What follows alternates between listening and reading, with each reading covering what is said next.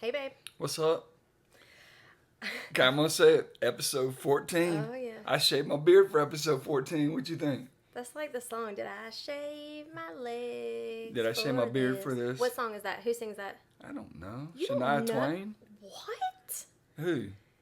You don't see. You don't even I know. do. It's Strawberry Wine. Yeah, and her name is. Deanna. Yeah, it sure is Deanna. It is Deanna. What's I don't know.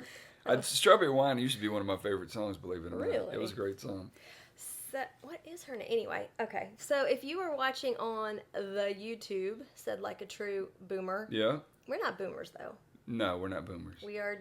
We decided this the other day. We did the whole And years and all that stuff. We're still not sure. Yeah, it's a little confusing, but we know we're not boomers for sure. Definitely not boomers. Even though I was helping Jackson with something today because he has zero patience when it comes to like computers and stuff like that.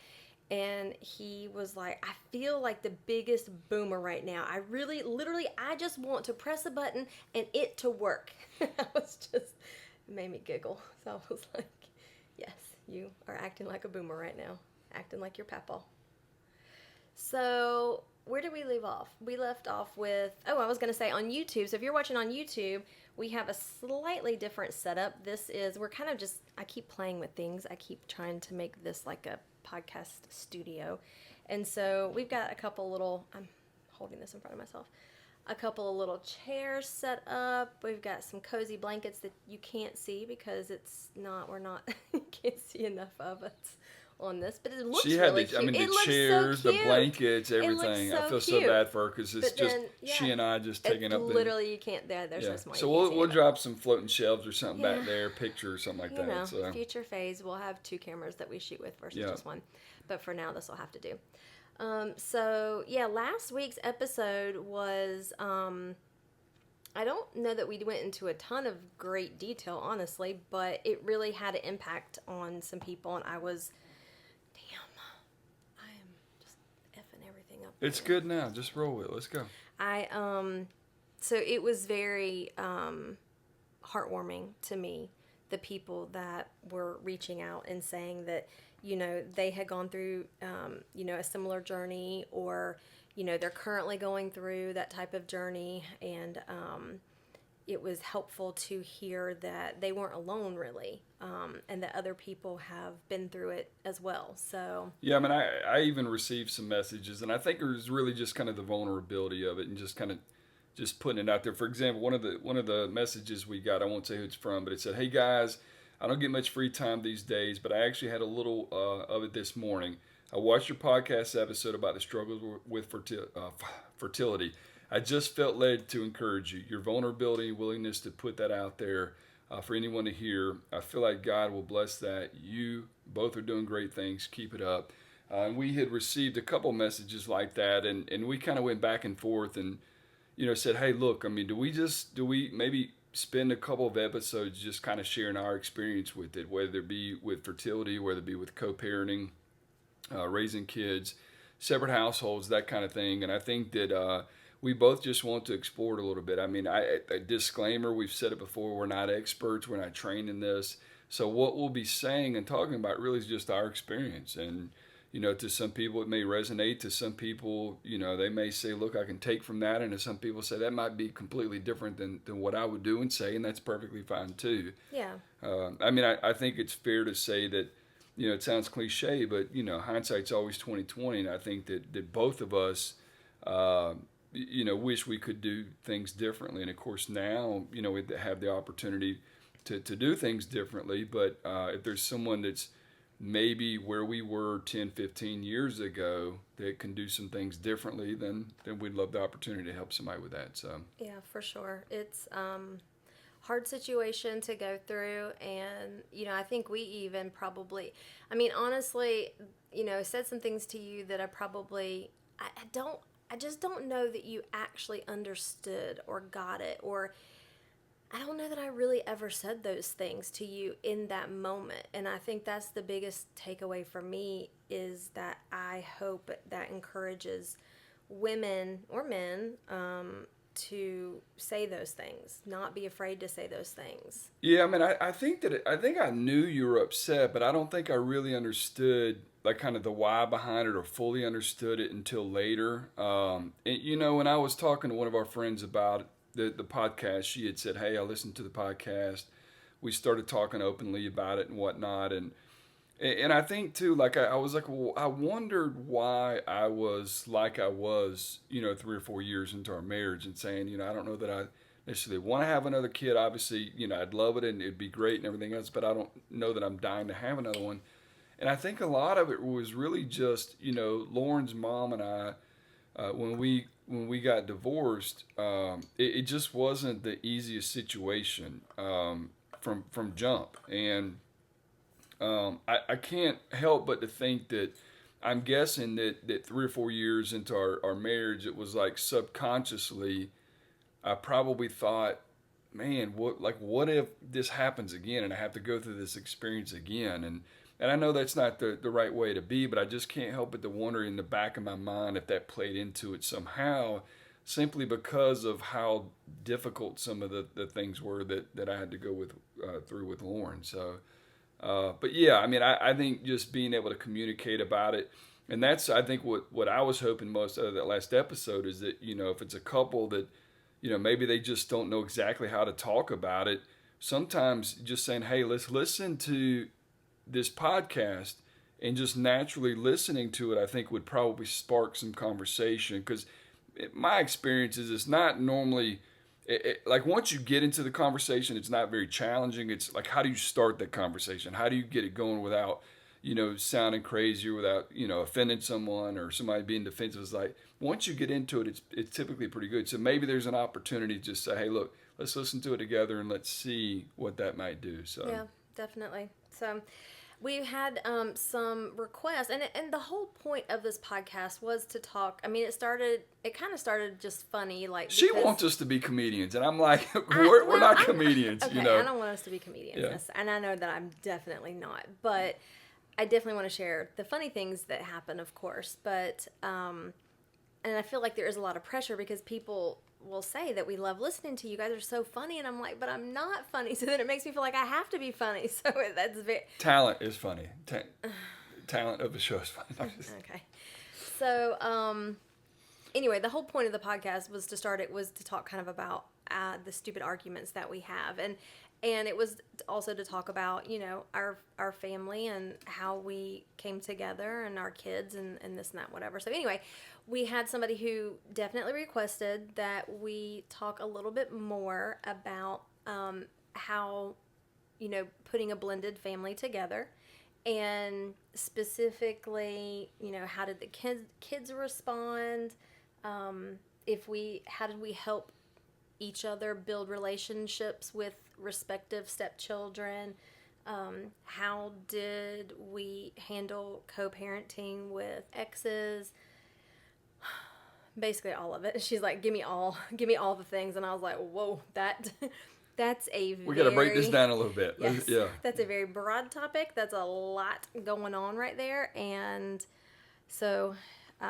So this would be a place I would also say, so if you guys have any words of encouragement or ideas or suggestions or anything like that, please make sure that you're commenting and passing that on to us. Or if there's something that we say that maybe you see it from a different perspective, please pass that along as well. Absolutely. Because again, we're not experts in this. We want everyone to benefit from it. But at the end of the day, it really and truly is just about, this is our life, and we're going to share that with you guys, and hopefully it resonates with someone. Yeah.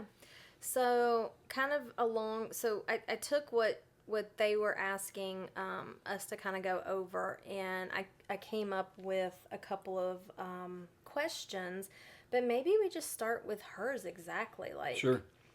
Her first was kind of like, how did the kids respond to, I think, like somebody new coming in, which is very different for both of us because of the age gap in our kids. I mean, Lauren was very young. What was she, 3? Yeah, 2-3 years old. Yeah, 2, 3. Yeah. And then Jackson was, I think you came in right about 5. Yeah. So You're very. still in that teat. Shut up! Oh my God, you kill me. So very, very different times in their life. And so I think it was probably more difficult for Jackson from that standpoint. And probably just the boy with the, stepdad coming in, that relationship is just, I think, probably naturally a little bit more difficult relationship. I don't know because I'm not a boy. I mean, I am from, my parents were divorced. They got divorced when I was 8 years old. And I had a brother who was, I guess he was probably 3 at that time. And,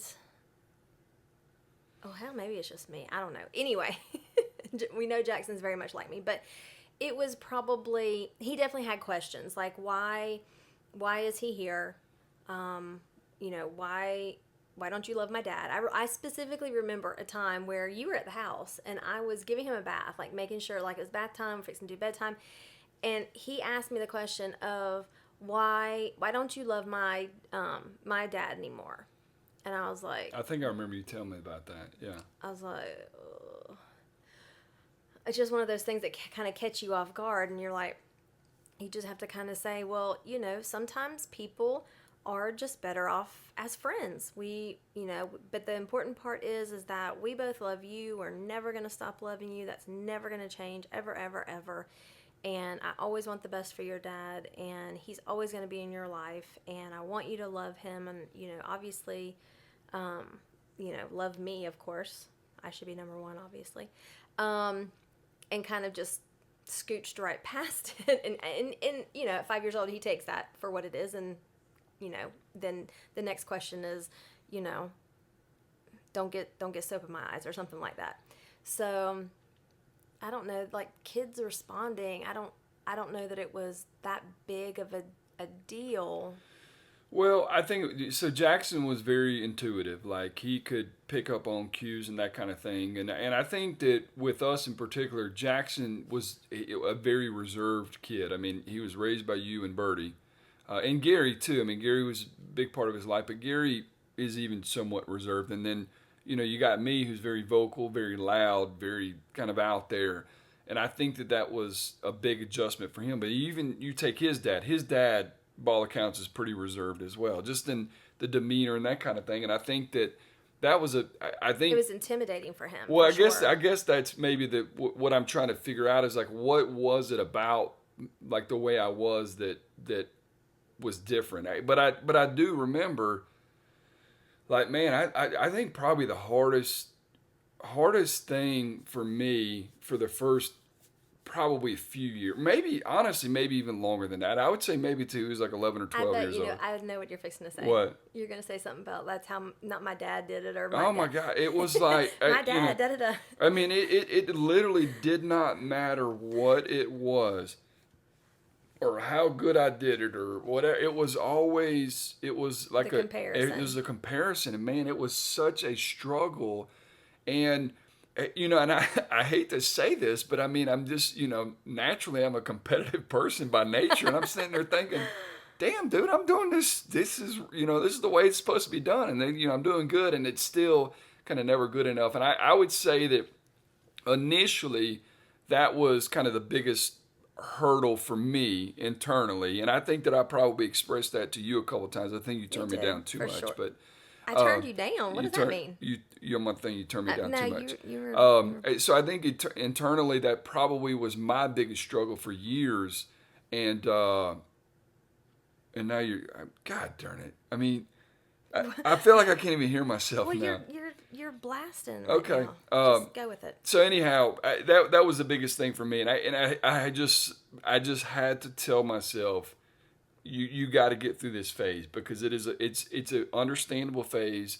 At 5 years old, 7 years old, 10 years old, whatever, it was completely normal for him, I think, to feel like that. For sure, and the fact that he was struggling with the fact that he was grasping for everything that he could to be close to his dad, because his dad was not close. It was not a situation where he was down the road. Like, his dad lived in South Carolina. He lived 3 hours away, and he didn't come get him every other weekend like, he was supposed to.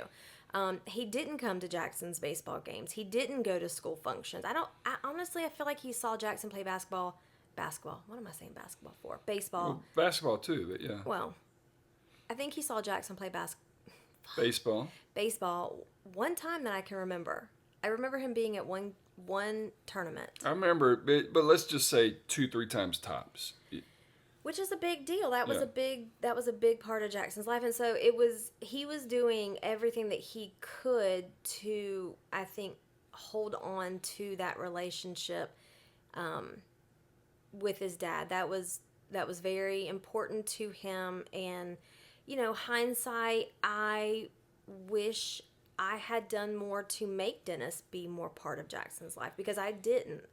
I was like, that's on you. If you are screwing these things up, you get one shot at it and it's over. Like, if you blow it, like, that's on you. And in hindsight, I don't think that's the right thing to do. I think I should have been a little bit more persistent. Now, I do think there is a difference in being persistent and keeping him up to date, like saying, this is what happened in school, or this is what's happening in baseball right now, when Jackson's not at a point where he can really, I don't know, relay do that himself. Yeah.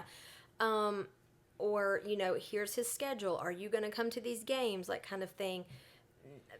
More persistent from that standpoint, not a, pestering him and then telling him what a piece of crap he is for not coming. Like, that's not the way to go about it, in my opinion. And I didn't do that. I basically said, it's on you to make an effort. And if you don't make an effort, then Jackson's going to realize that down the road.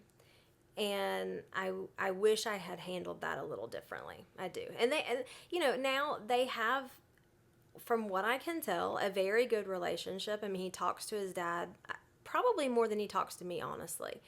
That's impossible, because y'all talk 3 times a day. No, we really do not. Like today, because he needed stuff, yes. When he needs things, he's going to call Mom. But when it's just whatever, like, he's talking to his dad about football and talking to him about hunting yeah. and putting out corn for the deer and that stuff. And so he talks to his dad pretty frequently about stuff like that. So from what I can tell, they have a pretty good relationship now, and I'm glad. And I'm very happy that it turned out that way. I just wish that I had been a little bit more helpful in making sure that he stayed more present in Jackson's life growing up. And honestly, I don't know that I could have done anything more. I mean, hell, I took him down to see his dad. I met his dad halfway when his dad didn't have money for gas, and would say, I can't come all the way to get him. Can you meet me? Sure, I'll do. I bend over backwards, I felt like, to make it easy for him to be able to get Jackson and to see Jackson. But I do wish I may have been just a little bit more persistent in that. Yeah, I mean, I remember. I mean, I'm guessing this is probably somewhat normal, but we would pick him up from meeting, after he went to his dad's for the weekend or whatever. We'd pick him up, and it was probably a good solid hour of him being upset and crying and whatnot. And then it's like you're torn, because it's like you wanted his dad to be more involved, but when his dad did not see that side, you know what I'm saying? Right. And then that's where we're kind of left to pick up the pieces. And then it's like, you have to immediately set your anger or your frustration with the other parent to the side to say, look, I got to make sure that I'm here, for my child. And, so we kind of had to fight that battle a little bit as well. So. Well, both the kids. I mean, anytime you have 2 separate households, you're going to have that. What did we used to call it? It was like almost like a deconditioning hour or so phase of, okay, well, you're not at your mom's house anymore, so those rules aren't going to fly.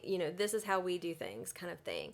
And so it was kind of, it went both ways. Like, we were always, it was one or the other. But thankfully, we did work it out so that we would have our every other weekend. Like, they both went to their other parents, if Jackson in fact went, on the same weekend. So it was nice for us, and I think that's what I think helped us transition easily with the empty nest phase is that we pretty much had kind of those every other weekends to stay connected and have those date nights and do things by ourselves and really put ourselves first. And it wasn't all always Kid about the kids. consuming. Yeah.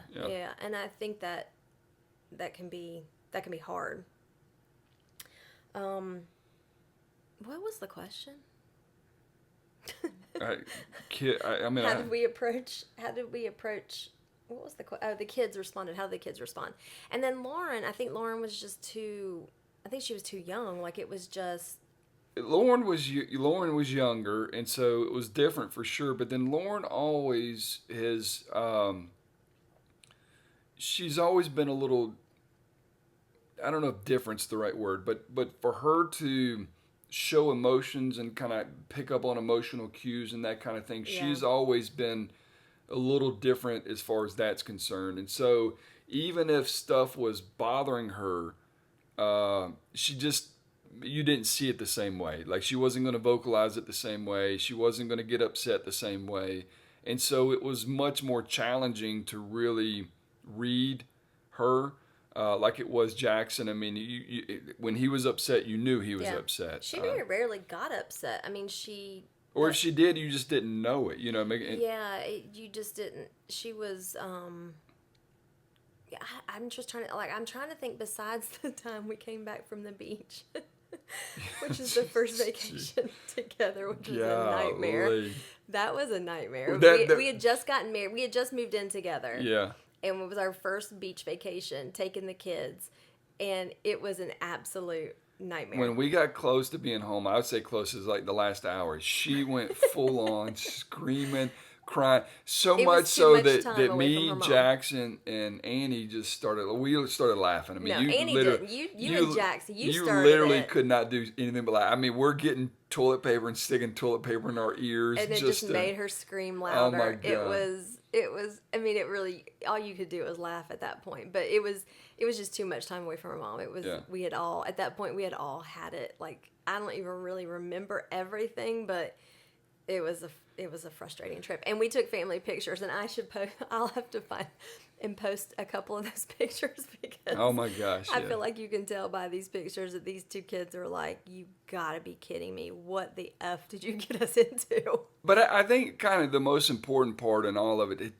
to me is like you have to know that's what you signed up for. You know what I mean? And you have to know that the person that you're with, you love them and that you're going to see through this. Because even in, I mean, a good relationship, even, when everyone's on the same page and everything else, there's still going to be some real challenges that, you're not that person's parents. And they're going to know that until they earn trust. I think that was the biggest thing. Yeah. When I think about, like, when did I have a breakthrough with Jackson, I think it just took years for him to trust that I was going to be there, that I wasn't, going to run away from you, that I wasn't going to run away from him, that I was, the man of the house, that, I went to work every day. I mean, all the things that you're supposed to do. And I think over time, it took forever. I feel like I just had an epiphany, actually. So I'm from a divorced family, and I was 12 when,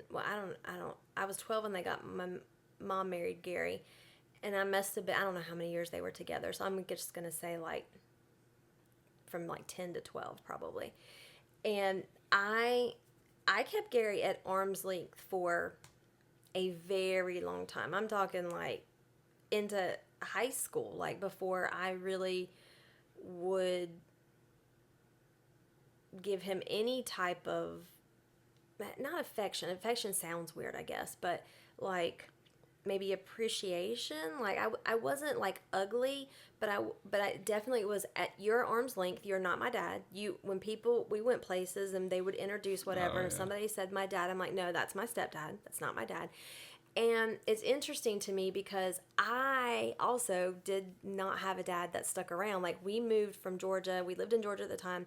My mom and dad got divorced. My mom went back to Ohio and took us to Ohio. We saw my dad twice a year. And it was probably difficult, for him because I would talk on the phone, but my brother, he would be like hiding behind the couch. He wouldn't even come out. Like, he was so young that it was almost like he had forgotten who he was. And so I think it was harder and harder for my dad probably to even try to stay in communication with us. Maybe feeling maybe some guilt, I don't know, and probably pressure from my stepmom that it was just easier to not worry about us. And so I think I was so like trying to possibly hold on to that relationship with my dad that I was like, you can't come in, you don't belong here. And now that you're saying that, it makes me feel like this almost the same thing with Jackson. There was something that happened. I wish I knew the specifics, I can't tell you exactly how old he was. I can't tell you exactly how old he was. If I had to guess, probably 12. But there was something that happened, and something bad had happened, or scary or something like that. And I just remember his first reaction to you was, we need to call Kent and see what we need to do. And I can't remember the details, but there was... Was it the snake? No, it was before that. I mean, it was when he was a little bit younger, because that was when I went to D.C. Well, hell, that was 12 years ago. 12 years ago. So I don't think it was that. I think it was something... Now that you're saying it, it is bringing back some recollection, but I couldn't tell Yeah, what it but there was something that happened, and he said, we need to call Kent to know what to do. And you shared that with me, and I think that if there was a breakthrough moment for me, I think that was probably the breakthrough moment was, okay, I finally have his trust now. He finally understands, that I'm here to protect the family and, do whatever. I'm like, literally, this is making me... Well, because you got to remember, there was one time we weren't dating that long or whatever. And we went, I think, probably to the fair. It's funny to say, and it was pouring down rain. I mean, pouring down rain. And she had an expedition. He was terrified of storms when he was little. Yeah, I was too. But anyways, it was pouring down rain, and the windshield wiper was going as fast as it can. Next thing you know, it breaks or something. I don't know what it was. It just broke. So I pull over in this gas station. And it was Sketch. Which it was that one in Perry. Right there on the corner. Yeah, it wasn't Sketch. It was his old. It felt Sketch based on... Jackson and I were from Gray, so we didn't know where we were. But like, it was pouring down. And I look into... And I mean, he is just terrified, just bawling. And I'm just like what are you crying for? I mean, I pull, whatever. But that just, I guess, kind of just goes to show that at that stage, he had not yet developed that trust of me that everything's going to be fine, that everything's going to be taken care of. And then Lauren's looking at him like, Daddy, why are you crying? What's why is Jackson crying? Yeah. So anyway, I remember that too. So I guess there just have been times where I knew that was evident that I had not yet really gained that trust from him. And I kept telling myself, you just have to push through. You just have to push through. Because it is frustrating. It can be very, very frustrating. It can be very hurtful. You came in thinking this is like no big deal. Like, he's going to love me. So here's another part of that. I'm a very emotional person. I'm a very affectionate person. I love people. I love to love. And so it's very simple for me to walk in and you're my best friend. We're boys, you know what I mean? I'm going to be hugging you, and we're going to be, and it was the complete opposite. And it was so hard for me to accept that, because me being the way that I am, like you think that I must be doing something wrong, or like, how does this kid not like me? You know what I'm saying? I feel like a lot of people like me, you know what I mean? So it was a real struggle, man, but it was that one night. I wish we could think about what it was, what happened. But anyhow, that was kind of my aha moment that, okay, we finally have broken through this a little bit. So, and then I think too, as he got a little bit older, he was scared. I mean, the ticket, the 2 accidents. I mean, there were certain things that happened where, he's always had a healthy appreciation, fear for, of parents. I have never spanked Jackson. I have raised my voice. If you were to ask Andy and Jackson thousands of times, I've probably raised my voice.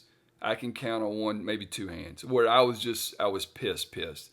But I still never said anything hurtful or anything like that. But you have to understand, like, with the 2 of them, if you raise your voice at all, it's like they just completely shut down. Annie doesn't shut down anymore. She just yells louder and cusses more now. But up until a couple years ago, that was Yeah. not the case. I mean, No. you would I completely would shut completely down, shut down. and he would completely shut down, and the house would be miserable for 2 or 3 days. Yeah, because if I'm gonna be if I'm upset or I'm angry, I withdraw. I withdraw, and that means I withdraw. I build a wall and I withdraw. So I withdraw everything. I withdraw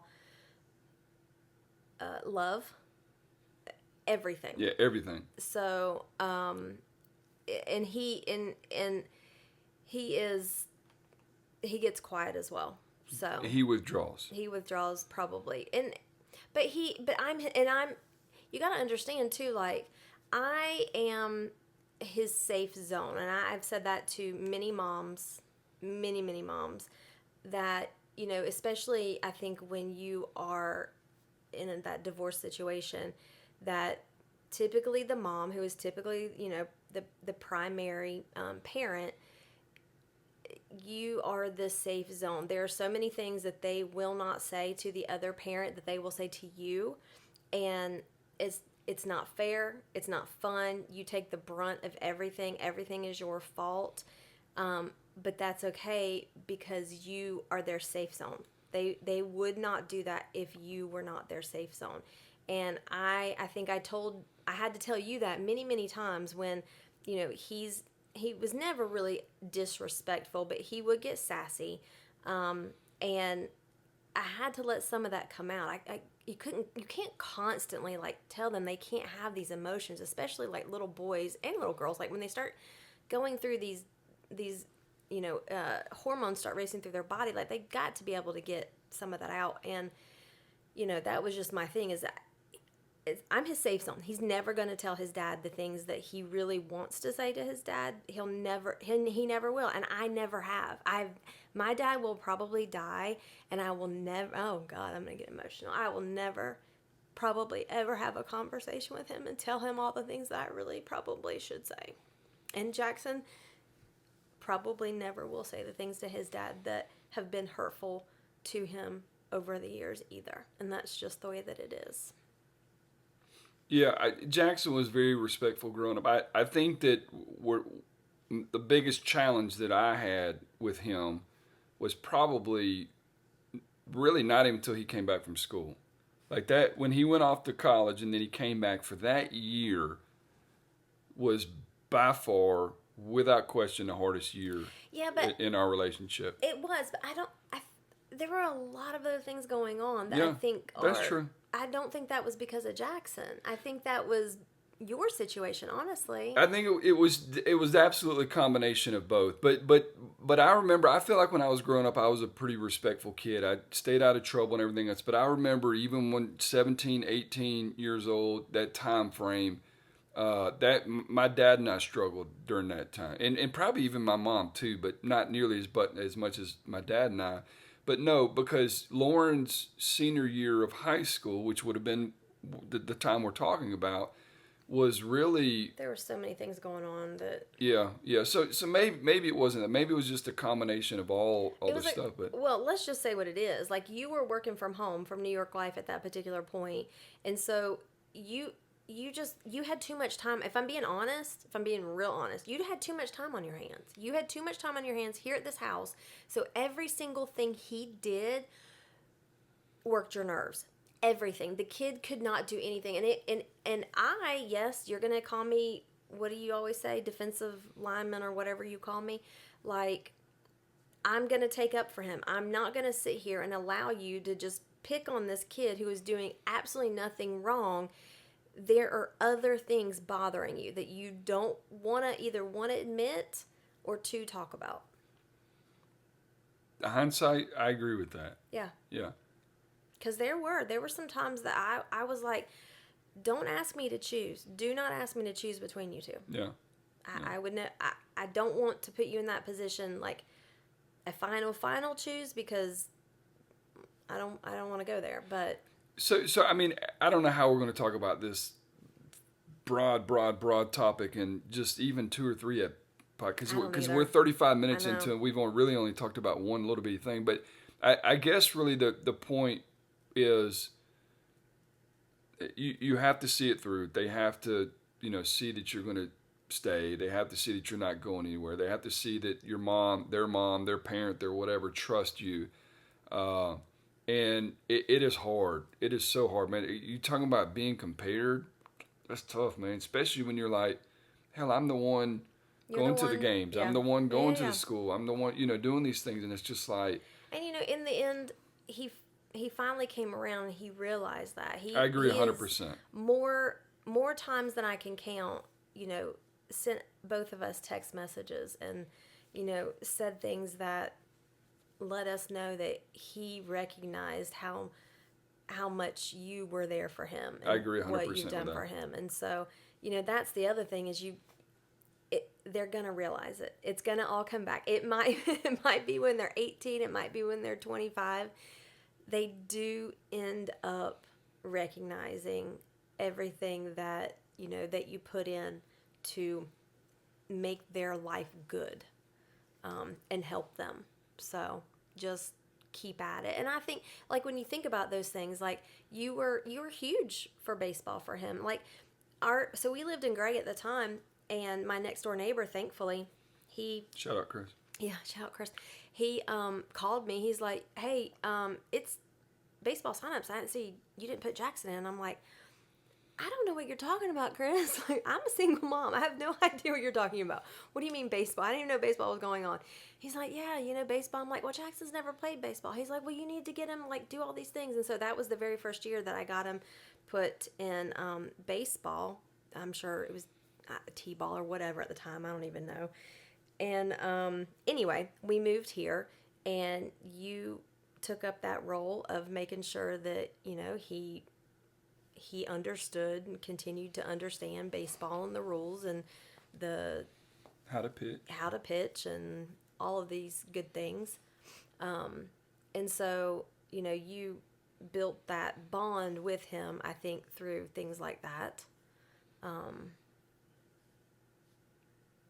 You didn't teach him how to drive, though. What do you mean?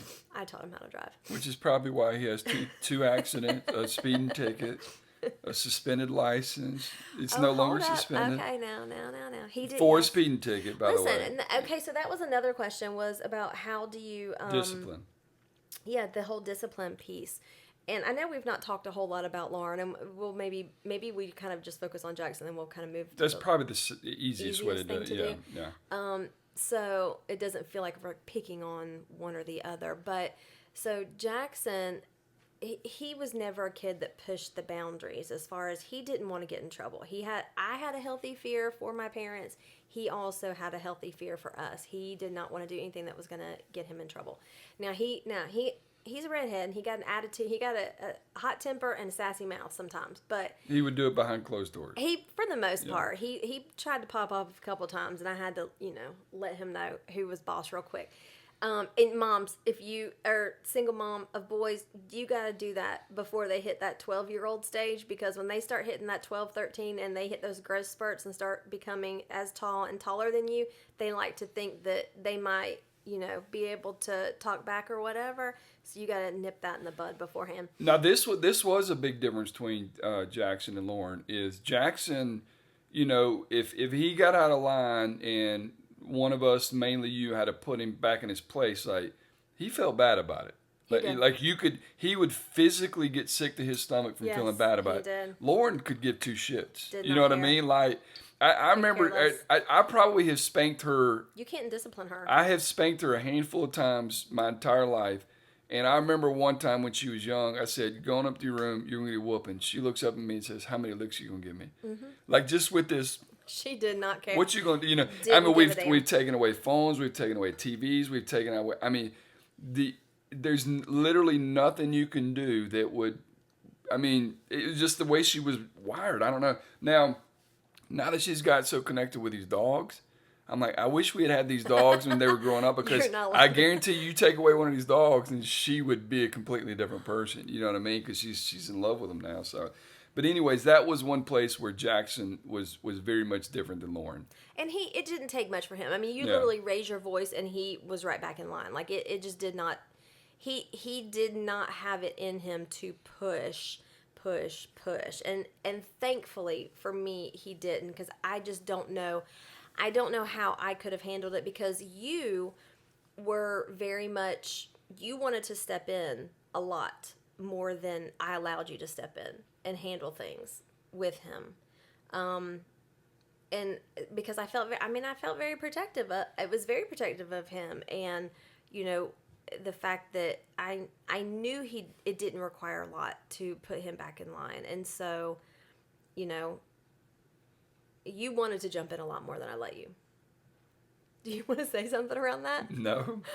Your face says that you do. No, I'm just listening to you. I'm trying to picture this growing up. That was frustrating to you. It was very frustrating to you. I do recall us having many conversations and possibly fights about the fact that I didn't let you step in and handle things, that I was the disciplinarian. You were not going to be. Now, Jackson very much understood that you had a say-so in it. Like, when he did his senior year, should have just not let him go out that night. But you know what? They got to make their own mistakes. And last thing you said before he walked out that door was, don't speed. You better make sure you're not speeding. It was junior, senior wars. Yeah. And that's the last thing you said to him. And then we go to bed, and it must have been 12:30. He should have been home, maybe. Phone rings. Of course, you immediately go to the worst case scenario. But you know something's wrong. And I pick up the phone, and he is crying, screaming, bawling. And he's 18 at this point. Like, this is an 18-year-old. I don't want to say man, but basically, bawling and crying, and because he got pulled over for speeding. They were chasing. They were running from each other or whatever. And it was, I think, an 80 and a 55 or something like that. Super speeder ticket. So it was a super speeder ticket, which Kent and I both worked at Geico at that point. So as soon as what he said, I knew what it was. Like, I knew how much this was fixing to cost us. Like, this was going to be bad. And I didn't have to go get him. They let him come home. Yeah. He was like, and it was a state patrol. He said, I could arrest you right now. I could arrest you right now and take you in, and have your vehicle towed or whatever. He said, but I'm not. He probably saw Jackson was scared shitless. I Probably. imagine. He wasn't a smart ass to the cop or anything like that. Yeah, and so the first thing, once I can get him calmed down to say, is everything okay? Is anybody hurt? Are you hurt? Whatever. Then all he's saying is, Kent's gonna kill me. Kent's gonna kill me. I don't know what to. Kent's gonna kill me. I mean, that's the only thing he was worried about, is how upset, how mad, how in trouble he was gonna be with Kent. And so, I had to navigate that situation, because that was probably the most pissed you've ever been, I'm assuming. But here's the thing, is there were only a few real trying times when that ticket, when he had one accident, and then he had the accident out here looking at the accident. And those were really the three big I absolutely just want to lose my shit moments, and I did not lose my shit on any of those three moments. And I think that if you were to hear you and Jackson, did you not lose I your absolutely shit? did not. I'm pretty sure you did. No, I may have lost it with you. But all I did was, yes, that is try true. to show him support, and that's tell him true. it was a poor decision, that whatever. is because I buffered that situation. Maybe so. I did not allow you to interact with him before you and I had this whole conversation, how this is going to be handled, how we're going to deal with it. So I took the brunt of that to soften the blow, because I knew there was nothing you could say to him at that point to make him feel worse than he already felt. I think I realized that, though. So I think I realized that in those moments, because those were big moments. They were. I'm kicking a soccer ball at the window the day we move into a house, kind of thing. That was. I don't even. That was stupid I stuff. don't remember that. All I remember is the time where you heard, we were up in the bonus room and you heard what sounded like a baseball that you thought went off of the side of your truck, and you tore off out of there. I mean, you ran down those stairs so quick outside, gonna tear his ass up. And buddy, I did everything I could to keep up with you. And we got outside. You started screaming at him before you even asked the question of what happened. And then what happened? There were What? No. hold on. Tell what happened. I don't remember what happened. The ball hit the water meter. Yeah. Okay. In the yard. Okay. No. I need you to recognize Sure. this. Ball hit the water meter, and this was at a time where he thought it was a great idea to hit real golf balls in the front yard. Now, granted, we have a neighbor to the back, we have a neighbor to the side, we got cars, and he's not great at golf at this time.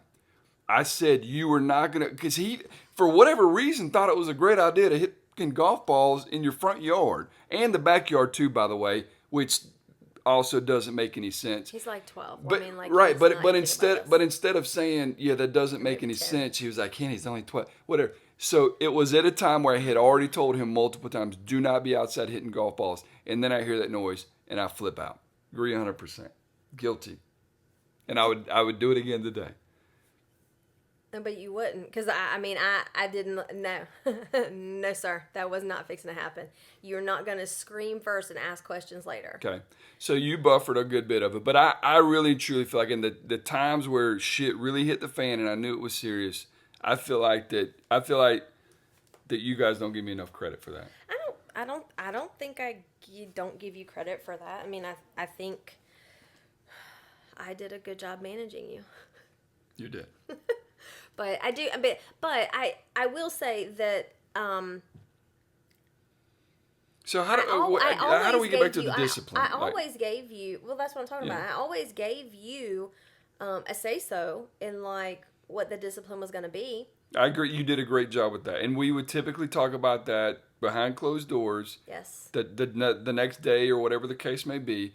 Because honestly, the kids waiting to know what the discipline is usually worse than the discipline. If you don't know that already, that's a little parenting. Well, at least secret. for Jackson. For Jackson's type, it is because he literally would get sick to his stomach. Yeah, he would be so stressed. So the question I think is, okay, when we did that, was that a parental tactic? Or was that because if you waited till the next day and you and I had the conversation, you could say, Kent said this is what the punishment's going to be? Because no. Now that I'm hearing you say that, I'm like, I guarantee that's why she did that shit. So you get blaming on me that the punishment was going to be this because Kent and I talked and this is what we said or this is what he said. I guarantee you. Whatever. No. I never threw you under the bus like that. I wanted to make sure he understood that it was coming from both of us and that you had a say so in it. But neither one of us ever really spanked the kids. We didn't talk down to the kids. I think I said this in the last podcast or maybe the podcast before. You have always been exceptional at trying to not say things that you're going to regret. And I feel like that for the most part, that's rubbed off on me. I've tried to make a very conscious effort to do that, but I don't feel like we've really said stuff to the kids that we would regret. You know what I mean? I mean, I definitely have said things that I would regret. Not, but not like ugly things, not mean things. Like there are situations I wish I had handled better. Or I wish that maybe, was it necessary for me to bring that up or maybe nitpick that particular thing? I regret those type of things, but no, absolutely not. I'm a firm believer in you cannot take words back. You can, and that's because I hold on to them. I don't care if you say something to me and then you come later saying you're sorry. Okay, cool. I can accept your apology, but I will never, ever forget it. Trust. I will never forget it, and I will never forget how it made me feel. And so I try very hard to not do that to other people. So between us, like as parents, what do you think was the most important thing, one or two things about discipline as a topic in our household? I think just I mean, first of all, thankfully, we didn't have to do a ton of it, I feel like. I think I don't know, I guess coming to an agreement on things. Um, Maybe together. yeah, yeah. I mean, I'm trying to think before we got married, we talked a ton about, you know, financial things, but I, we talked about did you want to have kids or not, and we talked about religion and beliefs and stuff like I that. don't remember us talking about how we're going to Politics. discipline kids. I don't think we did. I think we took all of that for granted. We're just like, we'll Yeah. figure it out. Well, And it was hard. It was so hard. I had so much guilt. And what I'm learning now about all the human design stuff that I'm learning, and knowing like the way I'm made, the way you're made, the way the kids are made now. yeah. I wish I knew some of that stuff back then, because they are that I think that okay, that's the biggest thing that you just sparked it. The biggest thing is you always wanted to treat them differently because Lauren is a girl and Jackson is a boy, and that was the most infuriating and frustrating in your mind, thing to that me. was the reason. The reason for what? For me treating them differently. In your mind, it was because Lauren was a girl and Jackson was a boy. You said it was. No. Yes, you did. You're like, these rules don't apply because she's a girl. You most certainly have. Okay, certain things like taking out the trash and there's certain sure, things. Whatever. That was infuriating to me. It was infuriating to me because my son is the one that's the boy, so he's the one that's being impacted or held to a higher standard than Lauren ever was. And so that was always very frustrating. And I think probably that was the biggest argument we had over anything. Agree, I would 100%. say. No matter what it was, it kind of always came back down to that, I feel like. You made it always about that, yes. Babe, it was about it. And when the time came to it, Lauren got to that particular age, guess what? Happened exactly like I fucking said it was going to happen. Yeah. You didn't give a shit anymore at that point. Or she's a girl, it's not that big of a deal. Well, it was a fucking big deal when Jackson did it. Okay. So now that you understand human design, what would you do differently? I think I would just understand how maybe we process things a little differently, how we communicate differently. Talk to And I just think that would, understanding everybody and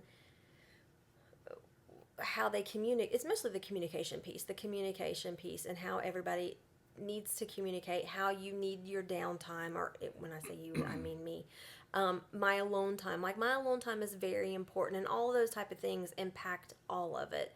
But I think hindsight, I think we probably should have had some discussions around, when these type of things happen, how are we going to handle it? And I guess there's really no way to know necessarily. Yeah, one's 5 and one's 2, whatever. It's like, how do you... We never broached that conversation at all. You're right, and I don't know that it would have made a difference, honestly. I think the reason why we probably didn't talk about it is because, like, I saw the way you were, and I had met Gary and Bertie, and I saw the way they were. You had met my parents, and you saw the way they were. And I think that if either one of us was, like, grossly concerned with it, there's yelling, and there's bickering, and there's fighting, there's, alcoholism, there's all these things. I think if it had any of these things kind of shown up, I think it probably would have been, okay, we need to make sure we're talking about sometimes some you of just this don't know those things until you've moved in and you've lived together. Yeah. I mean, some of those are growing pains. They're growing pains from moving in and living together. And some of it was, I uprooted Jackson at when did we get married? What year did we get married? 2008. At 8 years old. I uprooted him at 8 years old from a life that he was living in Gray. He had school and friends and sports, and that was a hard decision for me, and it was very hard for him. So then the fact that it was hard for him made it even harder for me.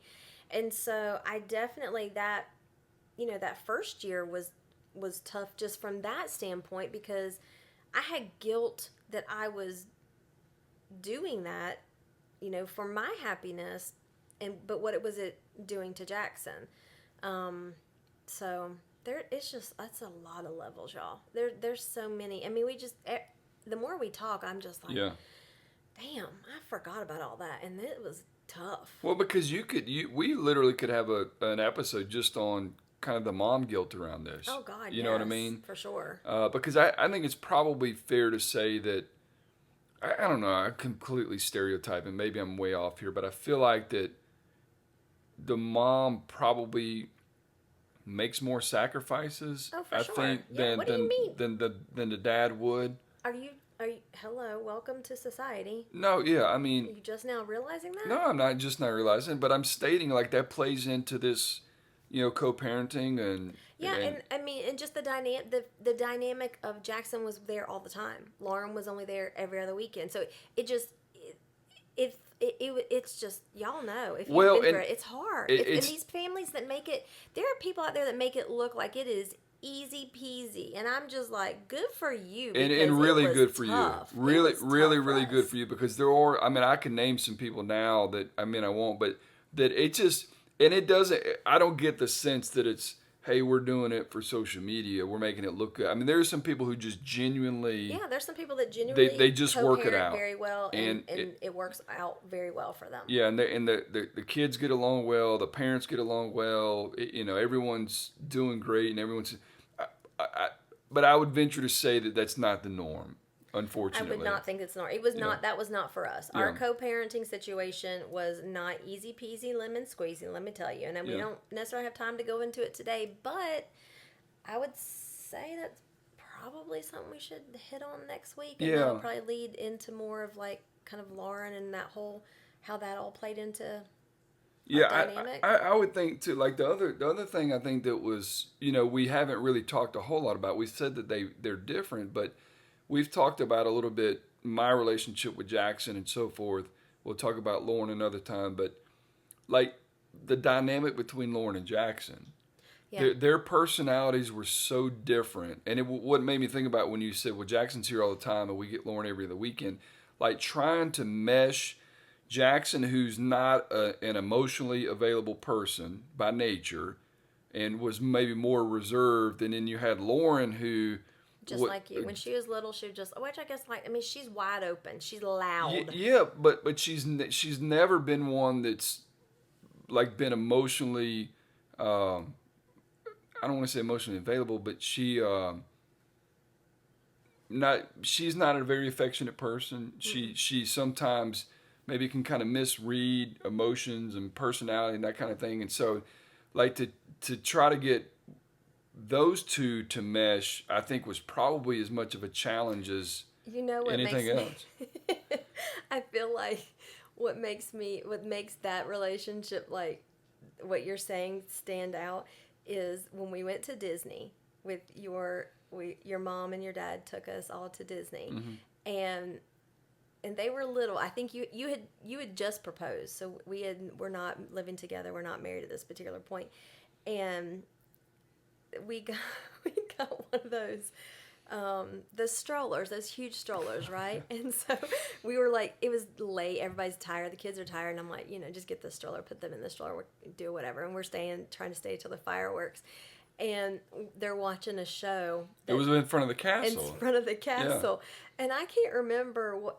It was on video. I had it on video. Yes, I was trying to get their attention. And Lauren is just like, she's dialed into the show. And, and I'm recording. And Jackson, I'm like, say hey to the camera. And Jackson's like, hey. And he's got a sucker. And I'm trying to get Lauren's attention. I'm like, Lauren. And just dialed in. She's dialed in. I'm like, Lauren. And she dialed in. She dialed in. I'm like, Lauren. And Jackson's like, she does like that.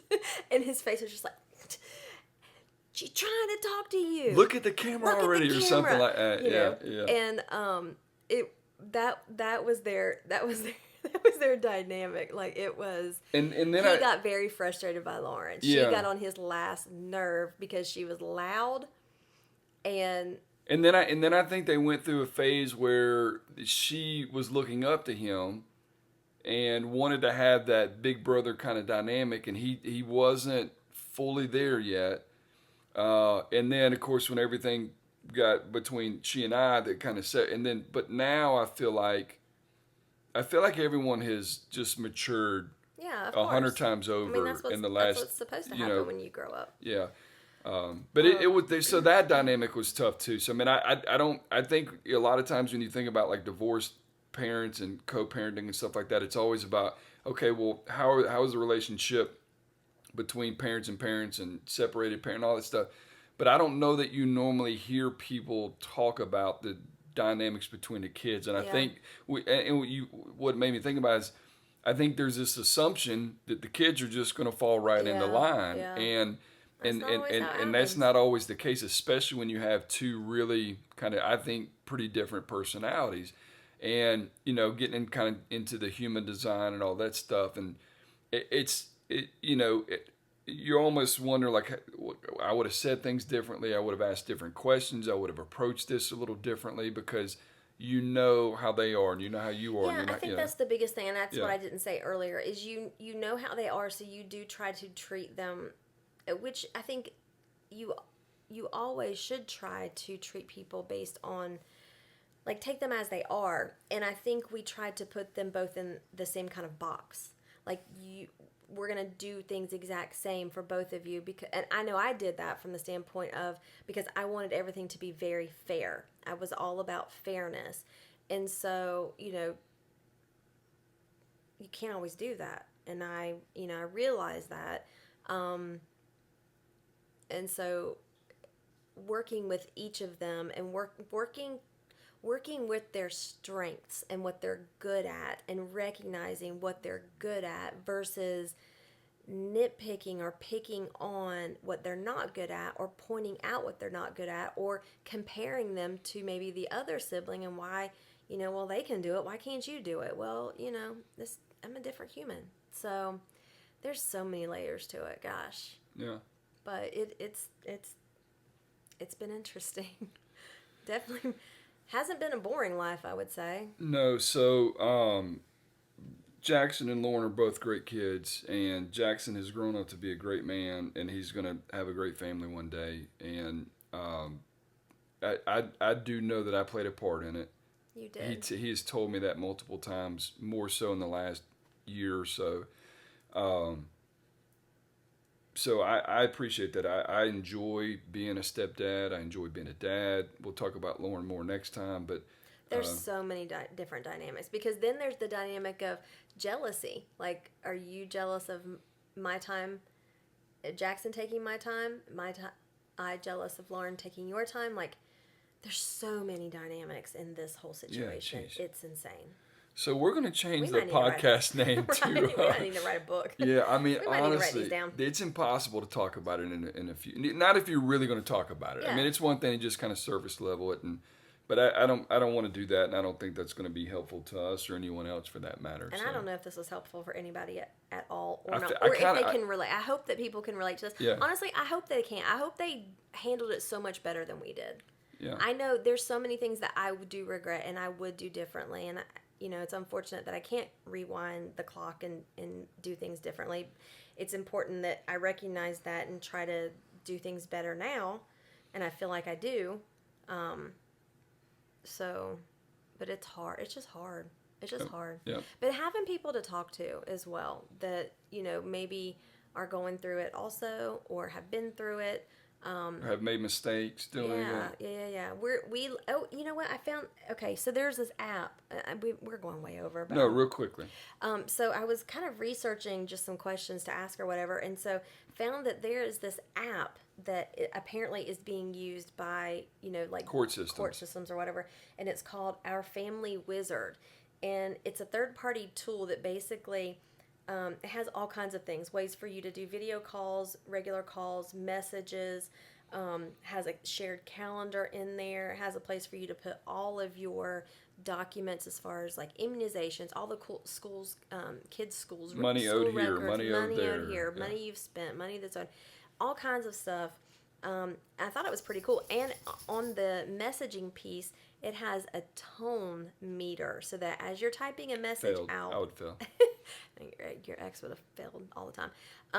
As you're typing out your text message, it literally tells you what kind of tone this is taking on, and maybe offer some adjustments. So if that's something that you really are struggling with, co-parenting, that might be something you want to look into, because that's another topic that's I think it brings a level of accountability to everyone, for sure, and I think it brings a level of awareness to everyone. Yeah, it's a third-party app, so there's no, like, you can't mess with it, you can't delete things, it's literally, this is what happened. You can't say that you said this, you said that, and you weren't here, you didn't, and no, here it is. I mean, it literally shows who called who turned the mic off, who hung up first, just all kinds of things. So I thought that was kind of fascinating. Yeah, because I'll tell you, like in my relationship with Lauren's mom, I think perspective or lack of perspective was probably one of the biggest issues. Is the way Lauren's mom viewed me,